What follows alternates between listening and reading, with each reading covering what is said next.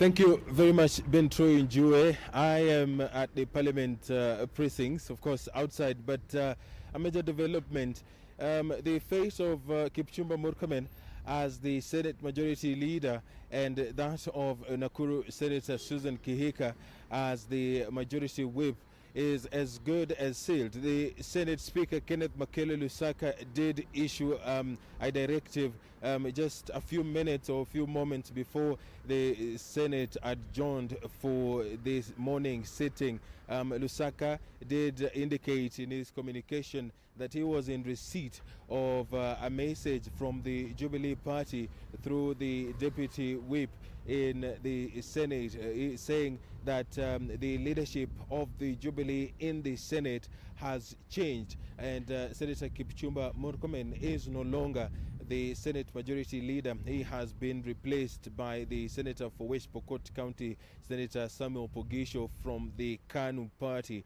And the Senator for Muranga County, Senator Irungu Kangata, has replaced Nakuru Senator Susan Kihika as the Senate Majority Whip. The Isiolo County Senator Fatuma Dulo has retained her seat as the Deputy Majority Leader in the Senate and nominated a senator who has been termed as one of the emerging leaders in the country, Farhia Ali Haji, has been elected the new Deputy Majority Whip in the Senate. This communication by the Speaker of the Senate effectively affects those changes which have been forwarded to the bicameral parliament by the ruling party Jubilee, which held its parliamentary group meeting at State House on Monday. It is a process that has created a lot of acrimony within the ruling party, which has been going through what some would say political back and forth over the last few months. And according to the communication read by the Senate Speaker, 20 senators did participate in that particular exercise, which was boycotted. This is according to Senator Murkomen and co.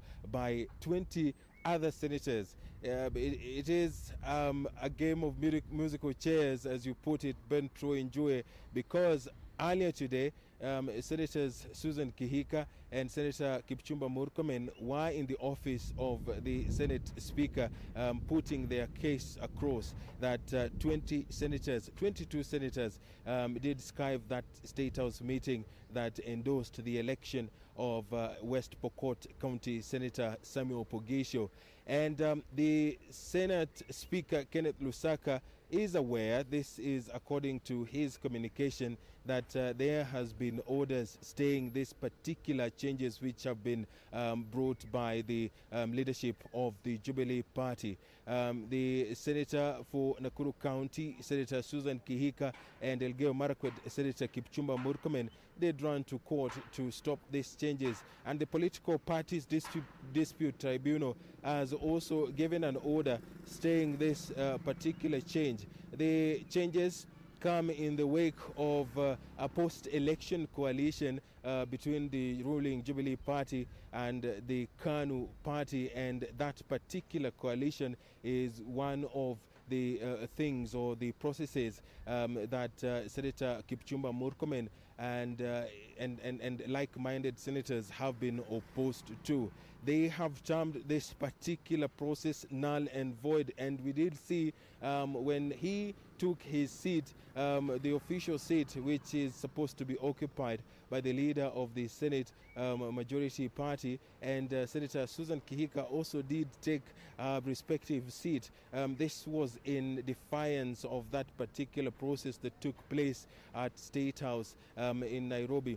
But he has admitted, Senator Murkomen, that should he lose this seat, of course, according to the communication of the Speaker, he has lost it. But he said that it is up to the President now to ensure that he fulfills its mandate to the country, the election promises that the Jubilee administration did give when they came into power in 2017. We are waiting for what will come next. Of course, this is a story that continues to unfold, and in the afternoon, the debate on that particular communication, which the Senate Speaker said that he will issue a detailed response or communication. That particular debate will continue in the afternoon. The House did adjourn when Meru Senator Mithika Linturi was beginning to give his take or speak on that particular matter, a process that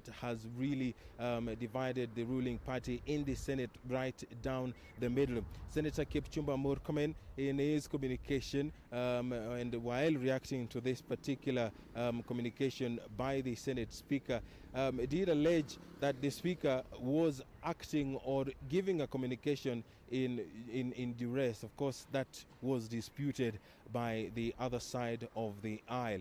We are waiting for that debate, which will continue in the afternoon, of course, live on KBC Channel 1 and on Senate TV. From Parliament, my name is Edward Kabasa. Back to you. Before I let you go, what is the mood of the Senate? You do remember that Kipchumba Murkomen, the Senate, has talked about the process that was used was unconstitutional, and he said he was going to be seeking redress. Any signs of that?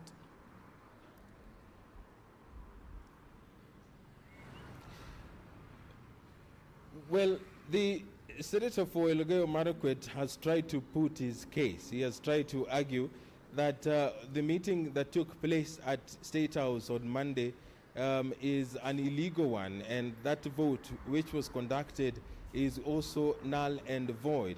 But according to what we have seen in the past, if you present your evidence in the Senate like the Jubilee Party has done, then you ought to rebut this particular evidence. We did see that in the case by former Kiambu Governor Ferdinand Waititu, who was accused of committing so many offenses. But the Senate did argue that the governor did not rebut the accusations. He did not rebut the evidence that was adduced by the County Assembly of Kiambu.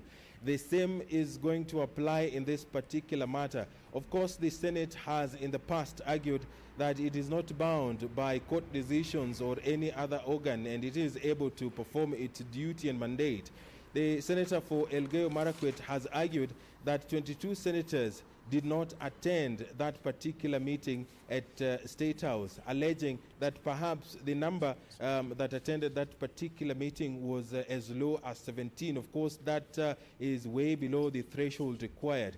But the Senate Speaker, Kenneth Lusaka, in his communication, did say that he is in receipt of minutes, he is in receipt of the coalition agreement between the Jubilee Party and KANU, and is also in receipt of a list of senators and signatures. These senators participated in that particular vote that took place at State House, Nairobi, that endorsed Samuel Pogisho as the new Senate Majority Leader, and Irungu Kangata, the Senator for Murang'a County, as the new Senate Majority Whip. Njue. Thank you so much, Ed Kabasa from the Senate. Of course, we will be keeping in touch to know what transpires in the afternoon. Of course, the Speaker, as you've seen, is that, and as Kabasa said, the Speaker has already received the communique ousting the 4 Jubilee leaders. They had vowed to stay put, but as he has said moments ago, the Speaker has received that communique. Of course, the Senate will continue in the afternoon and keep it Channel 1 for those live proceedings.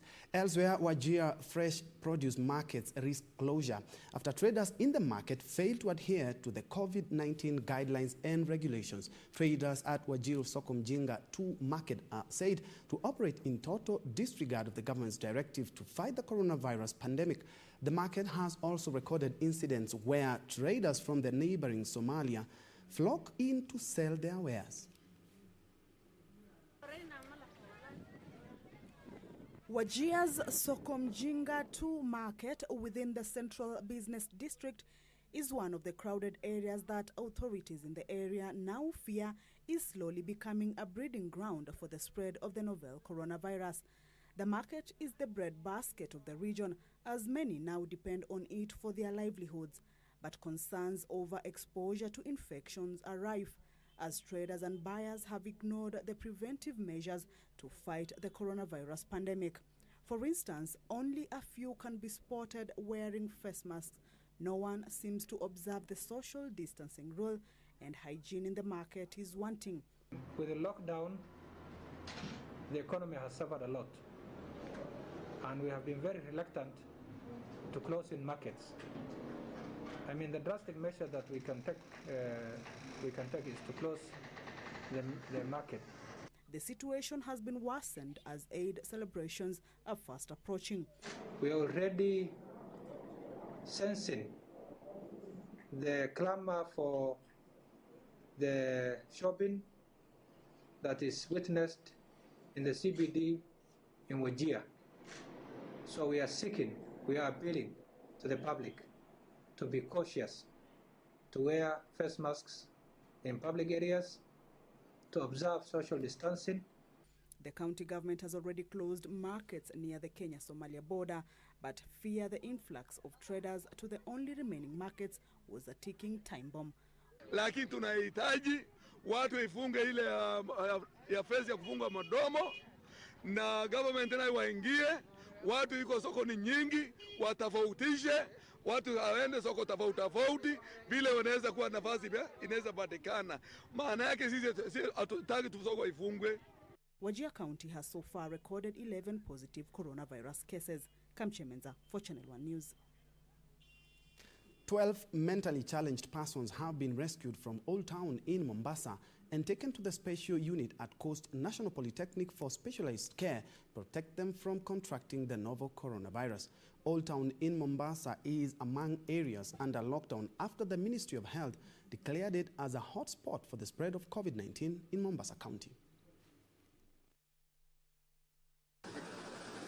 Old Town, Mombasa has confirmed cases of COVID-19, making the area a red zone.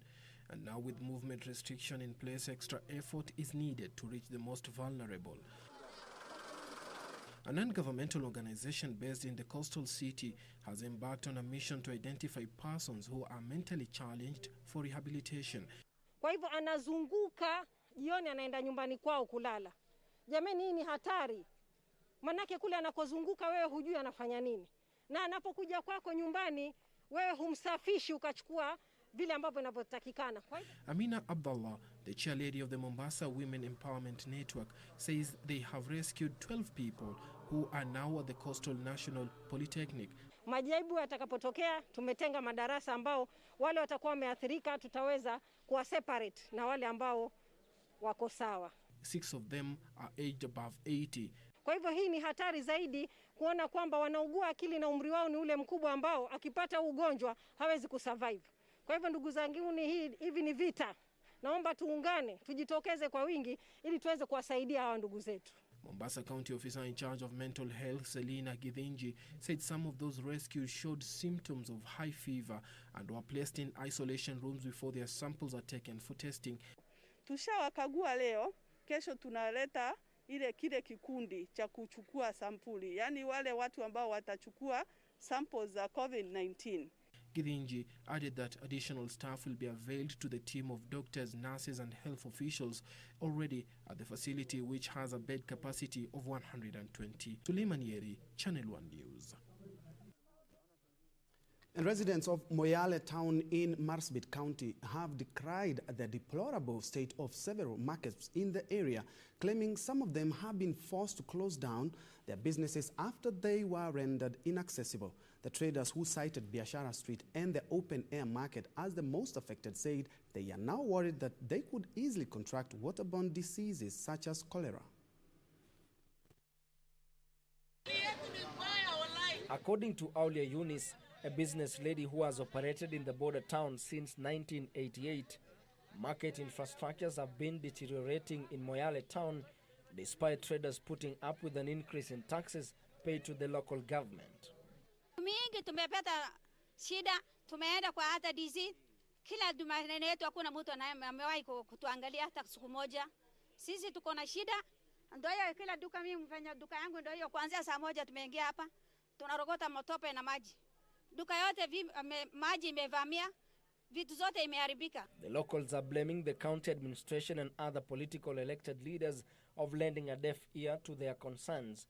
According to the traders, the pathetic state of roads and the market continues to pull them back, as several shops have been rendered inaccessible due to the heavy rains that have been pounding the area. Ngozi wetu hawakanyagi hapa, hawakuji hapa, hakuna mtu amewahi kutembelea hapa akituoji kuna nini kinaendelea area hii. Ukiangalia hakuna mara mimewekwa. Hakuna mtu anatushughulikia, hakuna serikali anatushughulikia. Tuko na shida mingi. Mimi nikiwa kwa hii duka siwezi vuka kwa hii duka ya jirani yangu kuchukua kitu. Haya, watoto wa shule hawawezi pita hii njia kabisa. Mtu mgonjwa hatuwezi pitisha hii njia. Traders are now worried that they could easily contract waterborne diseases than they are afraid of the coronavirus. Shida yetu imezidi ya corona. Bas, kwa hivyo kama serikali yetu mimi naomba kama ni kweli ni siku ya mwisho sasa sisi tunaongea kama sisi serikali hatuna serikali basi utupatie wacha sisi tuingie Ethiopia. Ben Chumba reporting for Channel 1 News.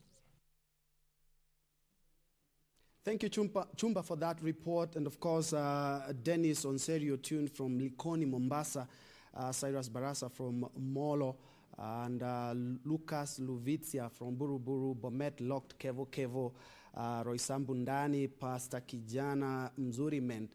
We are taking our first break, but we'll be right back. When we come back, we still have business and sports. More than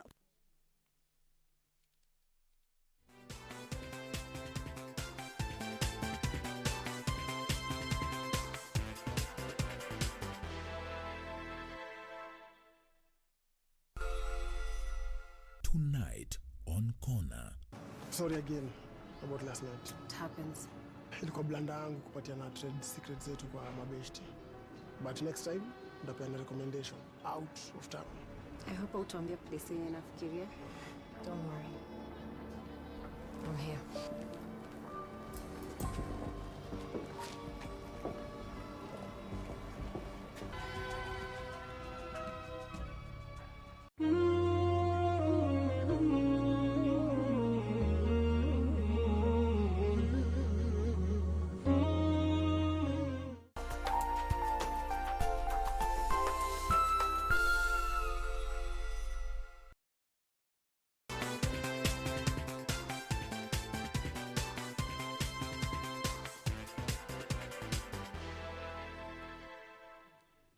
Welcome back. We are glad you're watching. Moving on, White House staff have been ordered to wear a mask when entering the West Wing after 2 aides tested positive for coronavirus. The directive comes after an aide for Vice President Mike Pence and a valet for President Trump fell ill. More than 1.3 million of COVID-19 cases have been confirmed and at least 80,000 deaths reported in the United States. More than 4.1 million cases of COVID-19 have been recorded worldwide, including at least 286,000 deaths. In the U.S., more than 1.3 million cases and at least 80,000 deaths have been reported, with President Donald Trump saying $11 billion will go to states for the sole support of testing. This as White House staff are ordered to wear masks when entering the West Wing after 2 aides tested positive for coronavirus. Elsewhere, South Korea says there are now 101 new cases of coronavirus linked to a nightclub district in Seoul. All club goers were required to put down their names and contact numbers at the door. In Singapore, one of the world's busiest airports, Singapore Changi, is closing another terminal. Terminal 2 was suspended for 18 months from 1st May, and now Terminal 4 is following for an unspecified period of time. A total of 70,756 coronavirus cases have now been reported in India, health officials said on Tuesday, an increase of more than 3,000 infections since yesterday. The death toll stands at around 2,293. So far, 22,454 patients have recovered and been discharged from hospital, according to the country's health ministry. Uganda's President Yoweri Museveni has said it will be madness to hold general elections while still dealing with the coronavirus pandemic. He told the Ugandan broadcaster NBS that if the pandemic is not brought under control by July, then plans to hold the elections in early 2021 would have to be reviewed. There are 122 confirmed cases of coronavirus in Uganda so far, with no deaths. Police in Nigeria's commercial capital, Lagos, have arrested 1,400 people in just a week for flouting measures to stop the spread of coronavirus after the lifting of a lockdown. Now, the COVID-19 pandemic has altered family life, with parents having to navigate through challenges brought about by school closure and also working from home and social distancing. And as families try their best to cope, we share tips on how to care for children who are now making do with homeschooling.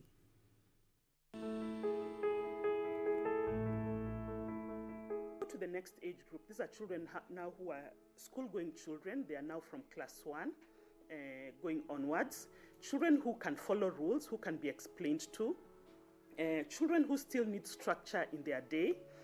And these are children who are used to going to school, to learning, and so they are finding with this new environment where they are being told to stay at home, they are a bit confused. They don't know when they are going to see their friends, they don't know when they are going to go back to school and be with their teachers. So parents, once again, talk to your children. For children, all age groups of children, if they need to see a doctor, we are encouraging parents, please do not stay with a sick child at home. It's more dangerous. As the Ministry of Health, we've put measures in place to screen people even from the entrance of public facilities, and more private facilities are also taking this up so that we limit transmission of any person who has suspected COVID to somebody who doesn't have. So our facilities are quite safe for everyone to visit if they so require. Children at this age group can take in stress and they can actually be depressed. Remember, you've removed them from their normal day-to-day activity, which is school, home, school, home.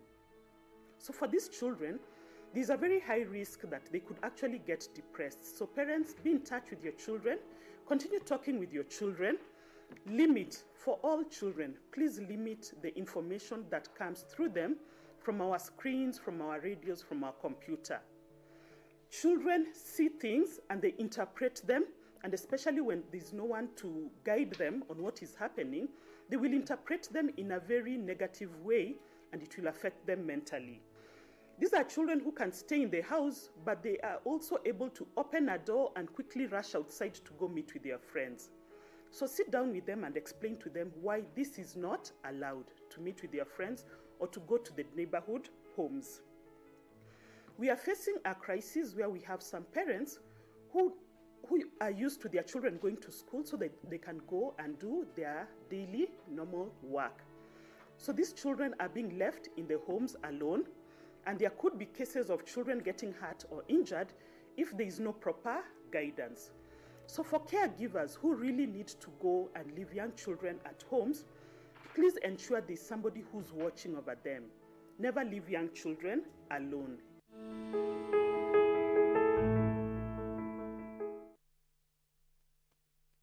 Elsewhere, a widow in Ruiru, Kiambu County is seeking justice after she was allegedly assaulted by police officers in the area. Kiambu County Police Commander Ali Nuno, while confirming the incident, said the mother of three lost 43,000 shillings to the suspects during the incident. Grace Wangare, a mother of three, is the latest victim of an alleged police brutality. Nikiwa hapa kuna askari waliingia wakiwa wako na mtu wameweka pingu na wengine wakitembea. Kwa hiyo tu Masai wangu wakatoka, kuna Masai wanaishi hapa ndani. Akatoka, kuna mmoja alikuwa amebeba nyahunyo, wakamnyang'anya na wakaanza kunichapa nayo. Wangare was ostensibly attacked by plain-clothed police officers at her Kaska Inn premises in Ruiru, Kiambu County. The suspects injured Wangare before allegedly stealing 43,000 shillings from her. Wakaanza kunichapa akiniambia nitoe kifunguo. Nikamwambia mimi sina kifunguo, labda tuende kwa nyumba yangu ndio nichukue kifunguo. Ivunjike kifuli, hiyo mabati ya mlango iliraruka. Lakini baadaye kifuli ilivunjika, ndio wakafungua mlango. Wakaniambia niingie ndani, niweke hiyo pombe yote mpaka yenye iko kwa fridge kwa crates. Confirming the incident, Kiambu County Police Commander Ali Nuno says the victim was taken to hospital for medical attention. A watchman at the premises was also not spared from the wrath of the alleged police officers. Lazarus Molel was roughed up by the suspects before they stole 10,000 shillings from him. Huyo sister moja alikuja hapa, alikuwa anaitwa Naserian. Ni macho nne, white, brave, mwembamba. Na tunamfahamu. Sisi tuko hapa Kenyatta Road na tunateseka. Juu kila mtu hapa anajulikana ni nani yako na baa. Ukipatikana karibu na baa yako, unashikwa, unaelezwa upeane ufunguo. Ukikosa kupeana ufunguo, wenyewe wanafunja. Investigations on the incident have commenced. Irene Mchuma, Odim, Channel 1. Away from that, Kilifi County Governor Amason Kingi has raised concern over increased home births in the county. Speaking while in Ganze, Kingi said expectant mothers shy off from health facilities for fear of being exposed to coronavirus, a move that might risk their lives. The trend of increased home deliveries in Kilifi County has become a matter of concern to Area Governor Amason Kingi. The county boss says the practice could reverse all the gains in beating the infant mortality rate that had gone down drastically. Ukijifungua katika nyumba yako utakosa huduma ya mkunga mwenye uzoefu. Kwa hivyo kama mama unahatarisha maisha yako. Najua 90%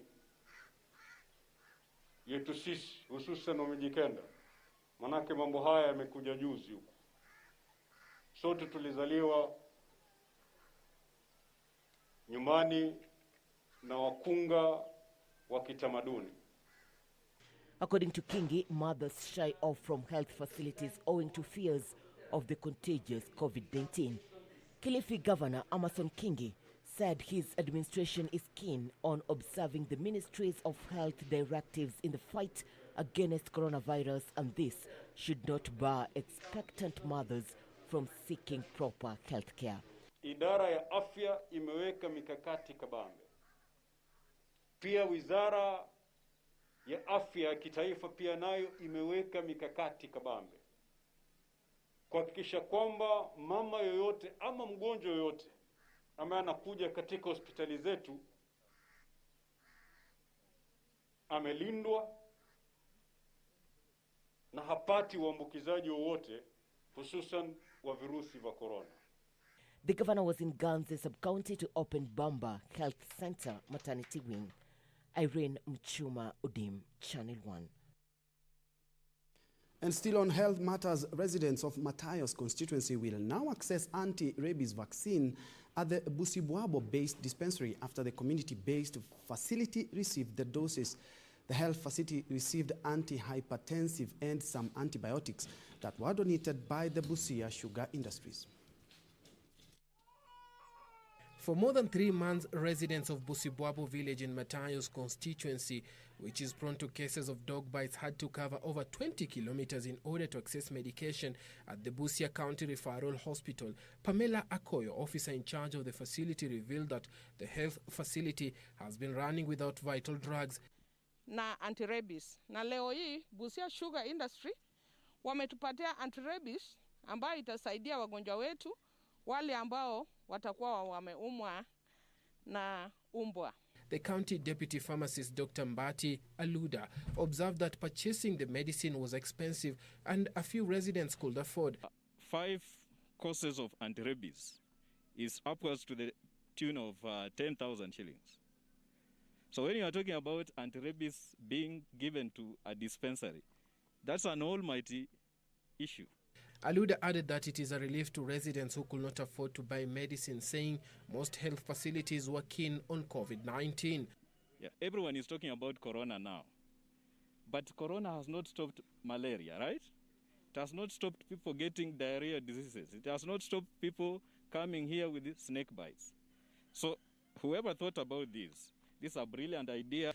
Busia Sugar Public Relations Officer Stephen Muller said that most dispensaries across the county had a challenge of medicine, and they took the initiative to support the community so as to improve their livelihoods. Tukachukua hatua na tukaweza kununua yale madawa kidogo ambayo tulikuwa tumeombwa tununue, tukijua kwamba itasaidia jamii ya Busibabu, jamii ya Matayos na jamii ya Busia County kwa jumla. Suleiman Yeri, Channel 1 News. Residents of Kiminini area in Trans Nzoia County have lauded security officers in the area for enhancing surveillance in the town. Police reports indicate a reduction of almost 50% of violent crime in the area, which has been mainly attributed to increased patrols in the region. Kiminini area in Trans Nzoia County has been on the police radar for high crime rates. Now residents can go about their day-to-day activities without worry, thanks to collaboration between community policing groups and police officers. Wakati tumeita kuuliza usaidizi, hawachelewi. Haichukui hata dakika 15 wameshatutumia usaidizi. Na hii imetupatia nguvu kama sisi wa community policing kuweza kufanya biashara bila uoga.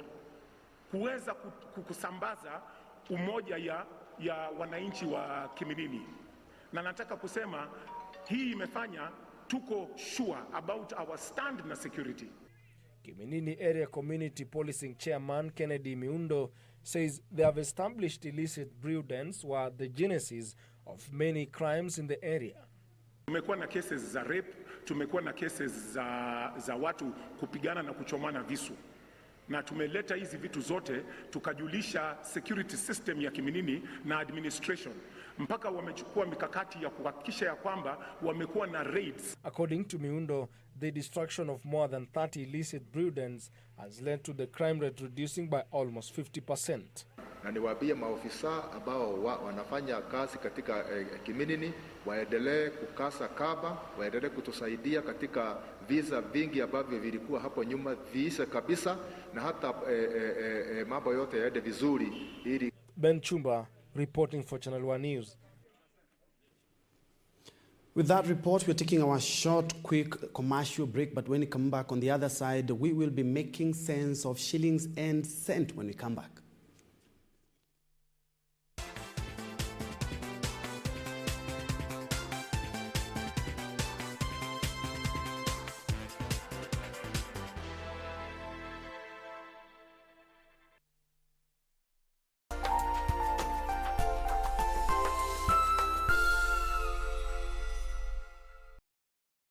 Next on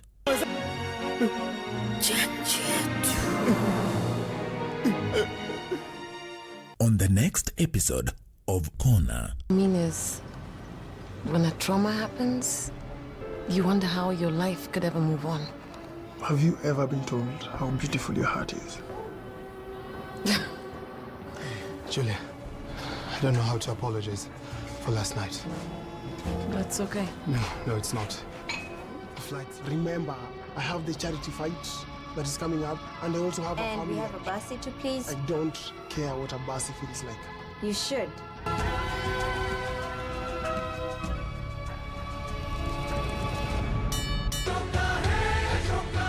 I found out that my father is in Patliputra. How did you get to know about Acharya it? Chanakya told me, but he is not telling me who. They killed your grandfather, you know.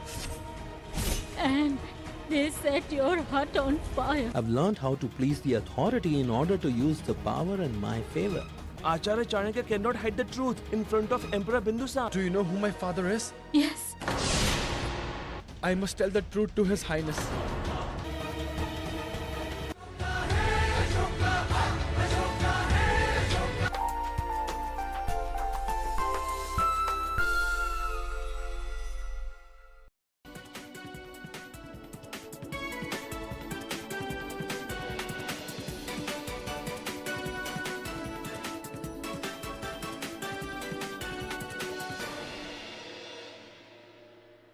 Welcome back. Straight to business, the National Treasury should consider allocating more funds to the agriculture value chain in this year's budget, which will be presented in a month. Tim Njue, a research fellow at Tegemeo Institute, says the agriculture value chain has been disrupted by the COVID-19 pandemic, as well as flooding, hence need for measures to support market access for farm produce.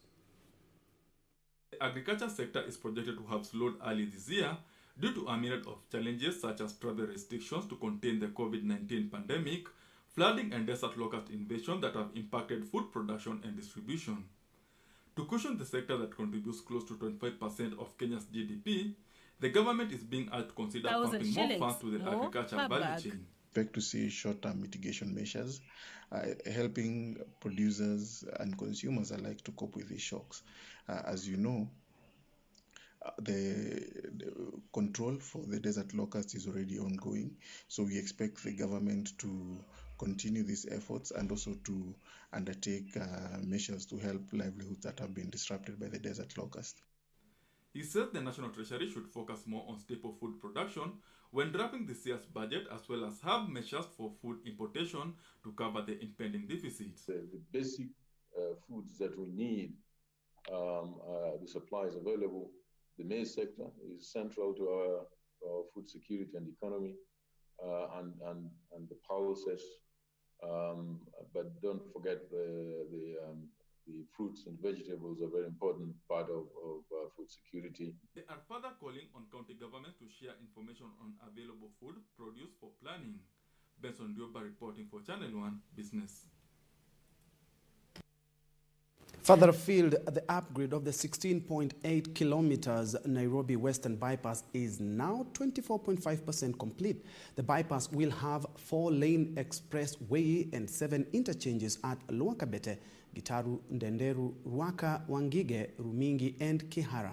5 box culverts and underpasses have also been completed, while construction is ongoing for additional underpasses.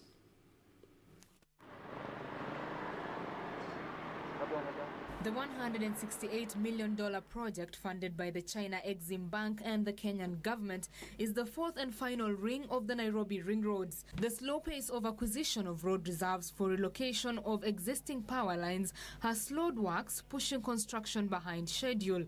However, the National Lands Commission has gazetted acquisition of additional land for the project, with the commission noting that the land acquisition process is underway.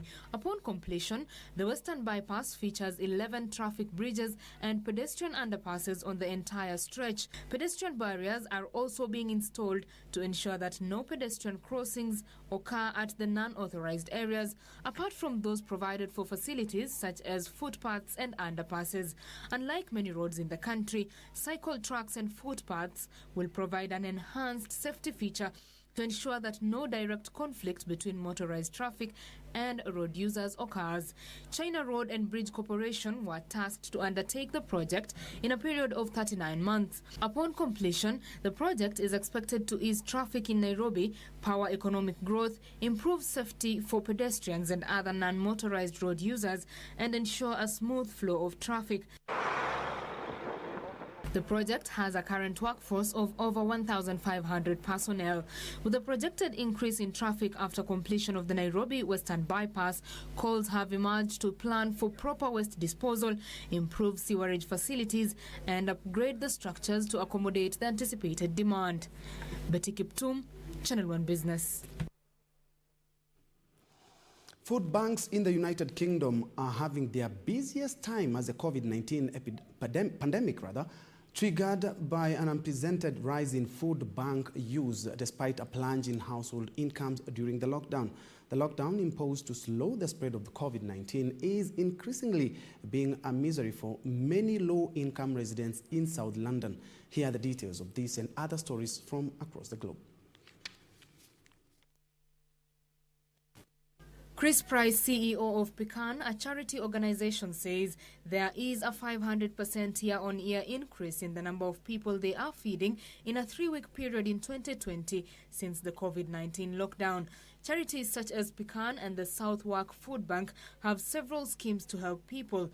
They are a safety net, especially when South London residents are finding the government's benefit system called the Universal Credit, had to understand.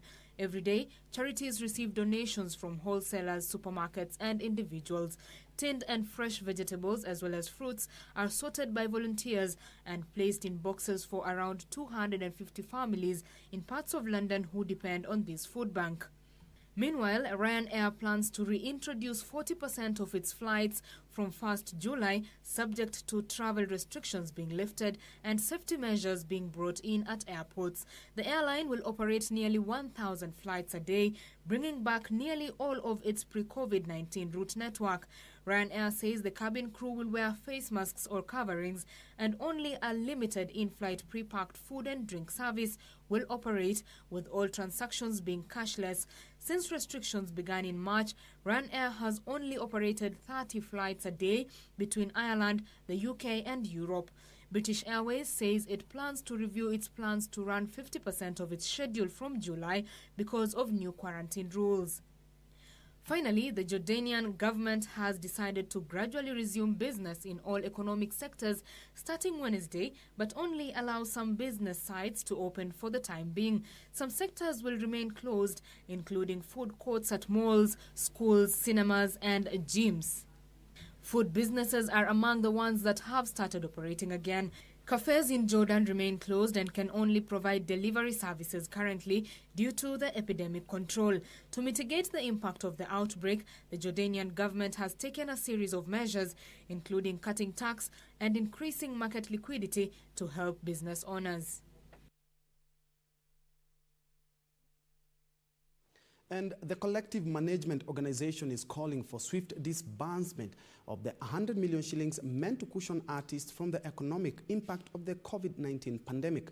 The organization, further concerned by the work for pay stimulus package announced on Monday by Sports, Culture and Heritage Cabinet Secretary Amina Mohamed, noting that it is against the spirit of what the president announced 6 weeks ago. Reports indicate that officials from the organization are meeting officials from the Sports, Culture and Heritage Ministry. To help the creative industry, President Uhuru Kenyatta, in his COVID-19 address on 6th of April 2020, announced that the government was availing 100 million shillings to help cushion artists in Kenya from the harsh economic impact of the pandemic. This is because due to travel restrictions and entertainment joints being shut, artists who rely on gigs were affected by a series of festival and event cancellations. However, more than a month since the president's announcement, Collective Management Organization claims the cash is yet to be disbursed. The president was very categorical, and he said that we are giving this money to the artists, musicians and actors to caution them this period of COVID-19. Now, the question is, if you give those 20,000 musicians you are saying, and you're not giving to the other musician and actor, what are they going to do? So our understanding is these should be given to all the musicians and actors in Kenya, and maybe even other creative sector members, but we are speaking for the musicians and actors. Collective Management Organization, which comprises the Kenya Association of Music Producers, the Performers' Rights Society of Kenya, and the Music Copyright Society of Kenya, is further raising concerns about the work for pay stimulus package announced on Monday by Sports, Culture and Heritage Cabinet Secretary Amina Mohamed. The Collective Management Organization claimed they have a better understanding on how and who should get the money, as they have registered most artists, which they use for disbursing cash to artists for airplay. Priscom Siskei has the highest data of musicians and actors in this country. We have like 80% of the musicians and actors. Now, even as we are supporting, the reason why we are telling the government to work with the CMOs, it's because even the government may not have that data. We have the data. Now, when they left us out, it's a way that we are not sure on how they are going to reach out to those musicians and actors in Kenya. By the time of going to press, the officials were said to be in a meeting with top officials from the Ministry of Sports, Culture and Heritage. Nataka kushukuru rais wetu kwa sababu ya kutuahidi kutupatia hiyo pesa, na tunaomba tu, tunataka kusema Mungu ambariki, azidi kuendelea kufanya hivyo, kwa sababu Sisi ni wasanii kwa sasa hivi hatuna kazi, tuko nyumbani, tunafanya kazi manyumbani mwetu za kuosha vyombo na mambo kama yale. Kwa hivyo naomba tu CS tafadhali tuwe part of this. Tusaidie tukae pamoja, tuzungumze, at least tufanye, maana tunajua hizo distribution zote sisi ni wasanii ni wetu. Fiona Shuru for Channel 1 Business News.